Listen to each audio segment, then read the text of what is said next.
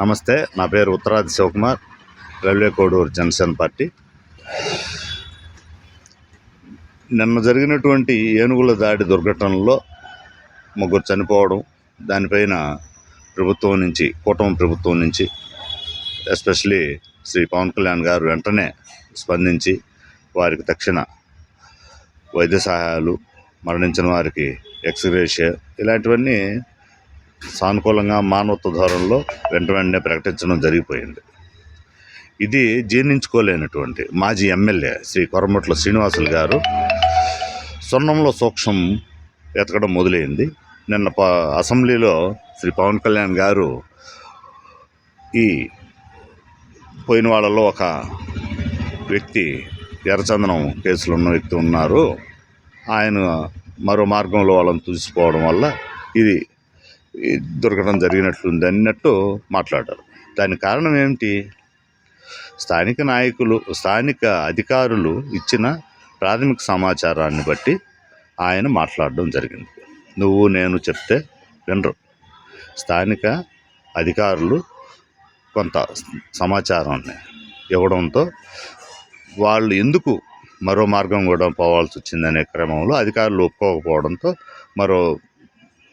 వాళ్ళకి అన్ని మార్గాలు తెలుసు కాబట్టి ఆ మార్గాల్లో పోయినారు అనే విధంలో చెప్పాల్సి వచ్చింది. అయితే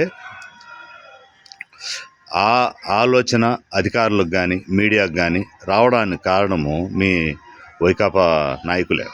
నిన్న హాస్పిటల్లో ఒకవైపు వాళ్ళకు పోస్ట్మార్టం జరుగుతూ వాళ్ళ బంధువులంతా బాధపడుతూ ఆక్రందనలు చేస్తూ రోధిస్తూ ఉంటే మీ పార్టీకి చెందిన ఒకరిద్దరు నాయకులే, ద్వితీయ శ్రేణి నాయకులు కావచ్చు, వాళ్ళే ఇటువంటి కోణంలో అందరికీ ఆలోచన తెప్పించేటట్టు రెండు మాటలు మాట్లాడడం జరిగింది.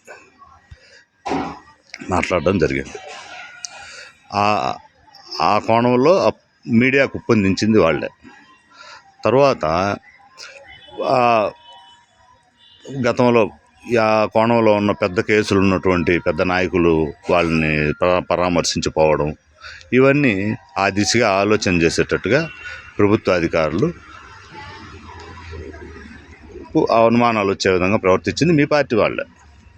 దానివల్ల మీరు ఏదో పని కట్టుకొని ఈరోజు లబ్ధి పొందాలని దళితులు వాళ్ళకు అది ఇది అని మీరు ఏమన్నా మంచి చేయాలనుకుంటే వాళ్ళని పరామర్శించండి. మీరు ఏదన్నా వ్యక్తిగతంగానూ మీ పార్టీ తరఫున వాళ్ళకు సహాయం చేయండి. అంతేగాని దీన్ని రాజకీయం చేయాలనుకొని దళితులకు, స్మగ్లర్లకు, దైవ దర్శనాలకు ముడిపెట్టి మరో విధంగా మీరు రాజకీయ లబ్ధి పొందాలంటే ఖచ్చితంగా వారికి నష్టం చేసిన వాళ్ళే అవుతారు. మీరు పోయిన దళితులు, ఎస్సీలు, ఎస్టీలేను నష్టపోయింది వాళ్ళు, కుటుంబ సభ్యులను కోల్పోయింది వాళ్ళు.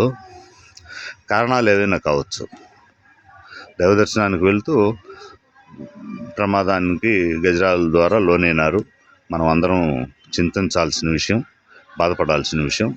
బాధ్యత కలిగిన మాజీ ఎమ్మెల్యే శ్రీ కొరమట్ల శ్రీనివాసులు గారికి ఈ మహాశివరాత్రి సందర్భంగా ఆ పరమశివుడు, పార్వతీ పరమేశ్వరుడు మంచి బుద్ధిని, జ్ఞానాన్ని ప్రసాదించి గతంలో ఇలా లేక ఇకనైనా మంచి ఆలోచనలతో నియోజకవర్గ అభివృద్ధికి పాటుపడుతూ ఈ ప్రజల్లో ఈ దళితులు వాళ్ళు వీళ్ళు అనే ఈ విభేదాలను లేదా ఈ పాలించే పాలిటిక్స్ను చేయకుండా మీకు ఆ భగవంతుడు మంచి బుద్ధిని ప్రసాదించాలని మహాశివరాత్రి సందర్భంగా కోరుకుంటూ సెలవు.